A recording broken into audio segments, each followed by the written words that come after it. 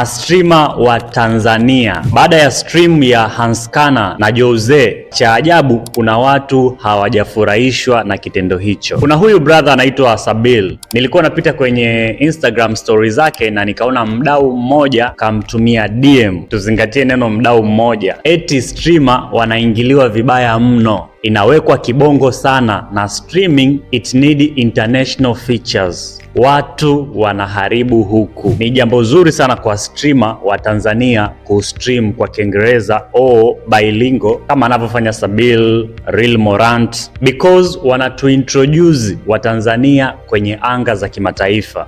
But it's not necessary at all. Buseboy tunamwona anawawakilisha maisha ya kweli. Amestream hadi kimataifa, Rwanda huko, na ni unyama tu. Midinyano worldwide. So ninachojaribu kusema ni hii keki ni kubwa, kila mtu ana kipande.